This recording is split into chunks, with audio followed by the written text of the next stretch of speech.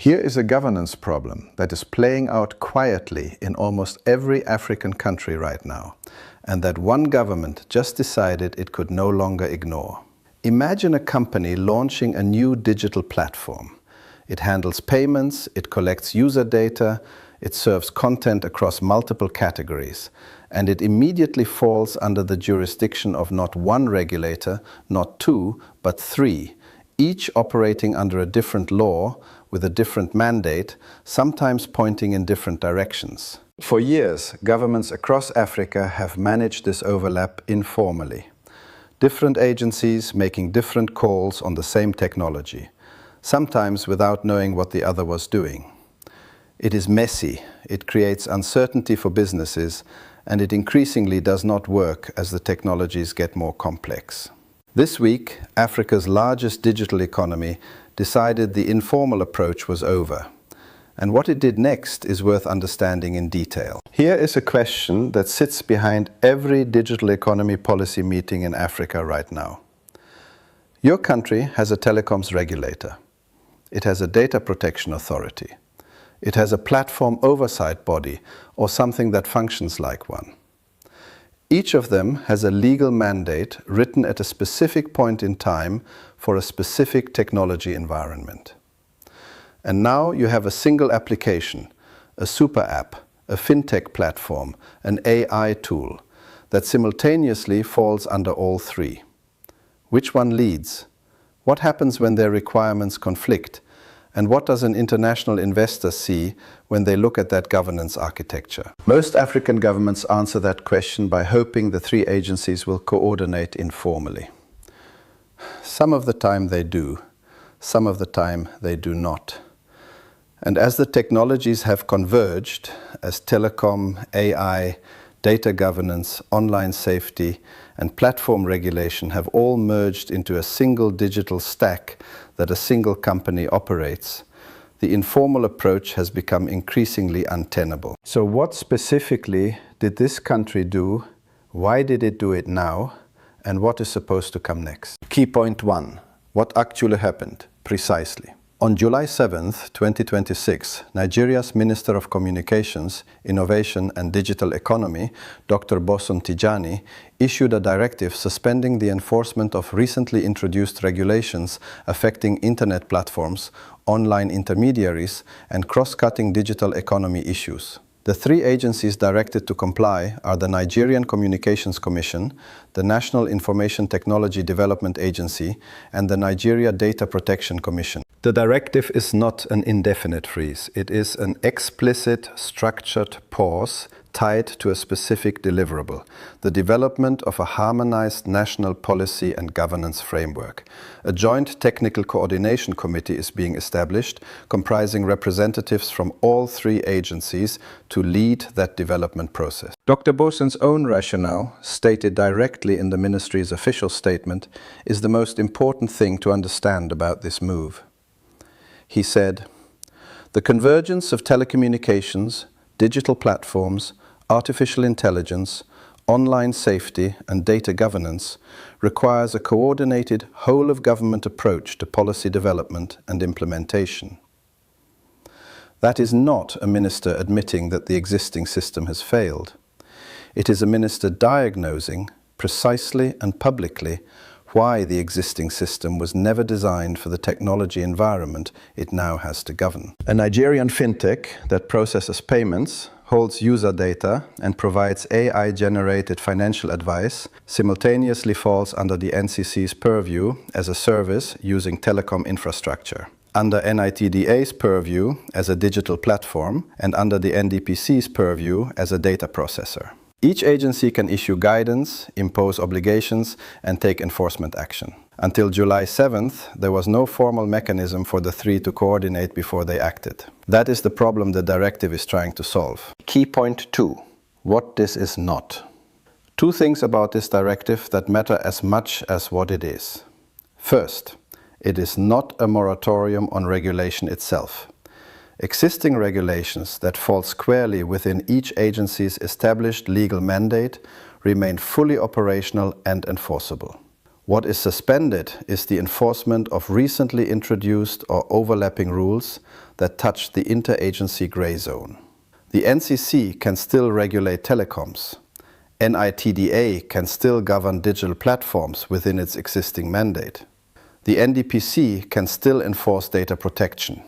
What they cannot do is introduce new cross-cutting measures in that grey zone until the unified framework is in place. Second, it is not the same thing as South Africa's AI policy withdrawal earlier this year, which attracted significant criticism because the policy itself was found to contain AI-generated content. Nigeria's pause is a proactive governance coordination decision, not a forced withdrawal. The distinction matters because it changes how investors and international partners should read the signal. One is a quality failure, the other is a deliberate architectural choice. Key point 3. Why every African government should be watching. Nigeria is not uniquely fragmented in its digital governance architecture. Most African countries face exactly the same structural tension. Legacy telecom regulators, new data protection authorities, emerging AI oversight bodies, and platform governance mechanisms are all being layered onto legal frameworks that were not built with convergence in mind. The result is the same 3 regulator problems scaled to 54 different national contexts. The most useful comparative reference point is the European Union's approach to the same problem.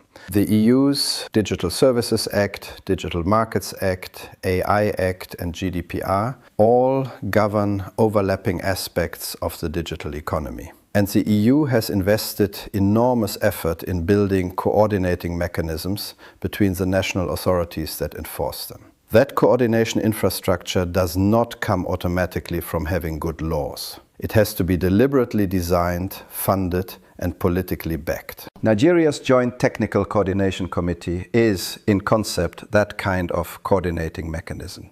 What it produces, how it arbitrates genuine conflicts between agency mandates, and whether it has the political backing to hold when individual agencies feel their authority is being constrained, those are the questions that will determine whether this pause produces a genuinely better governance architecture or simply delays the same fragmentation problem by 12 months. So what should we be watching for as this process unfolds? And what does it mean for the rest of the continent? The strategic insight. Here is the strategic reframe I want every policymaker, regulator, and digital economy professional watching this to hold on to. Regulatory fragmentation in the digital economy is not a Nigerian problem. It is a design problem. Every country that built its digital governance architecture by adding new agencies and new laws on top of existing ones without redesigning the coordination layer underneath, has some version of this same tension. The difference is that most governments are managing it informally, hoping the agencies will self-coordinate, while the technology continues to converge faster than any agency's mandate was written to handle. Nigeria's decision to pause, acknowledge the problem publicly, name it precisely, and build a coordination mechanism to address it is in principle the right sequence. The risk is that the Joint Technical Coordination Committee becomes a process that satisfies the political requirement for action without actually producing a framework with enough authority to resolve genuine interagency conflicts. That outcome, a committee that coordinates on paper but defers the real decisions, is the most common failure mode in governance reform processes anywhere on the continent. So here are 5 things to watch for and push for as this process develops. Practical takeaways. 1. Watch the mandate of the Joint Technical Coordination Committee carefully. A committee that can make recommendations is very different from a committee that can make binding decisions. If the JTCC can only advise, and the 3 agencies retain independent enforcement authority over their grey zone, the directive has reorganized the problem without resolving it. 2. The unified framework needs a defined timeline with a public accountability mechanism. An indefinite pause pending a framework that has no published deadline is not a governance reform. It is a deferrer. Nigeria's digital industry, its investors and its citizens deserve a specific date by which the coordinated framework will be published and the pause will end. 3. Other African governments should use this moment to audit their own regulatory architecture.